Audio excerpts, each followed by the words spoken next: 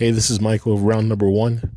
Happy Family Day to all the Canadians. This is a regional holiday celebrated in Alberta, British Columbia, New Brunswick, Ontario, and Saskatchewan.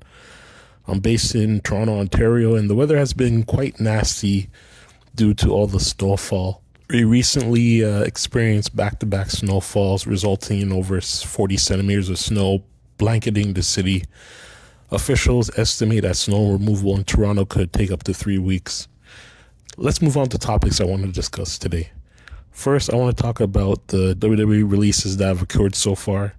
More releases are expected on the road to WrestleMania 41 and the upcoming draft, which is scheduled for April 2025, although the exact date has not been confirmed.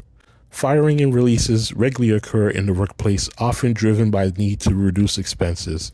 While WWE generates massive revenue each year, it may need to cut costs due to factors like restructuring or changes in business strategy.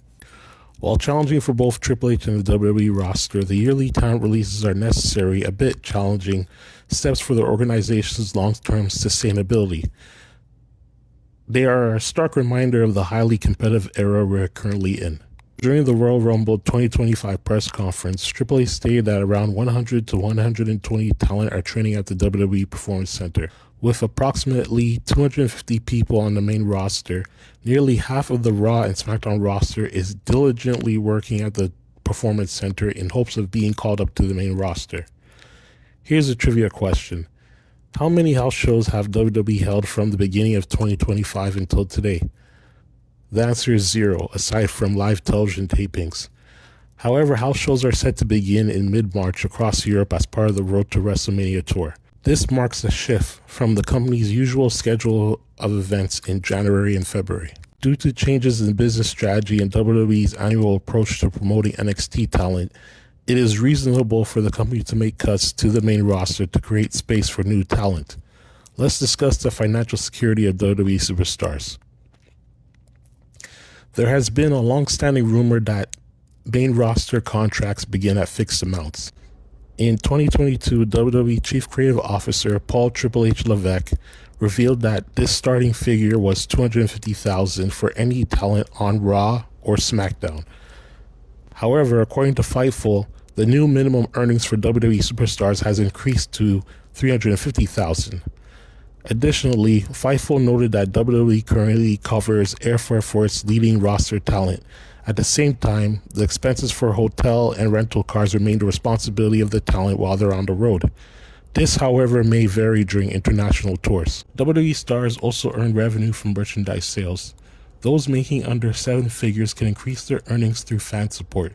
However, many released talents appeared on Raw and SmackDown with minimal fanfare, likely resulting in little to no revenue from merchandise sales. On a positive note regarding these releases, Sonya Deville has been on the main roster since 2017.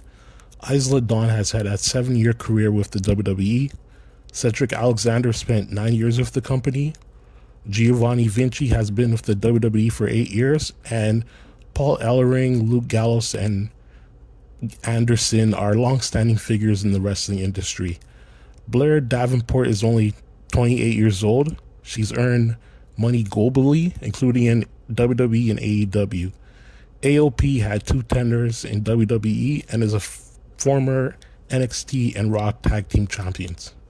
These individuals have had years of opportunities to earn substantial amounts of money in WWE and have benefited from the knowledge provided through the company's professional development program, which I would love to see implemented at my workplace. While it's disappointing that these former WWE superstars have lost their 6-figure jobs, there's hope that they can leverage their experience and connections within the industry. This may lead to a return to the WWE in the future or a chance to join AEW, which alongside WWE represents the pinnacle of professional wrestling and offers solid contract deals. Additionally, there may be other opportunities for them to branch out in other ventures, further increasing their earning potential and ensuring a secure future beyond their time in the ring. As the saying goes, don't worry, be happy. These former superstars are likely to find themselves in a better position tomorrow. I'm sharing my disappointment in Triple H's handling of mid-carders in WWE. A couple of weeks ago on SmackDown, I noticed something concerning. Shinsuke Nakamura, the current US champion, proudly displayed his championship backstage in full gear.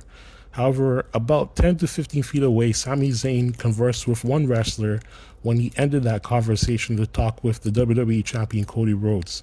Nakamura remained invisible to them throughout the promo, even though the audience saw him. It seems as though Nakamura had nothing else to do during the show while everybody else had their storylines to follow. I remember an episode of Monday Night Raw where Lyra Valkyria was crowned the first women's Intercontinental Champion. However, she's gone an entire month without defending her title and was placed in an Elimination Chamber qualifying match even though she's already a champion. During the same show, Braun Breaker, the men's Intercontinental Champion, expressed his frustration to the Raw general manager about feeling forgotten and requested action regarding his lack of title defenses. This situation raises questions about the significance of the championships when champions are not actively competing. The World Heavyweight Champion also has been mysteriously absent, missing the first Raw on Netflix. Recently, my uncle, a big wrestling fan who hasn't been watching the weekly shows closely, asked me who the World Heavyweight Champion that Jey Uso is set to face at WrestleMania is. This lack of visibility and direction for the mid-card champions concerns the overall storytelling in WWE. Last week on SmackDown, I didn't have a chance to watch the whole show fully as I typically do. However, I noticed that LA Knight and The Miz exchanged verbally for at least 6 minutes while ignoring Nakamura, the current US champion, who should be the main focus of both LA Knight's and The Miz's conversations. The lack of visibility and direction for mid-card champions raises concerns about WWE's overall storytelling.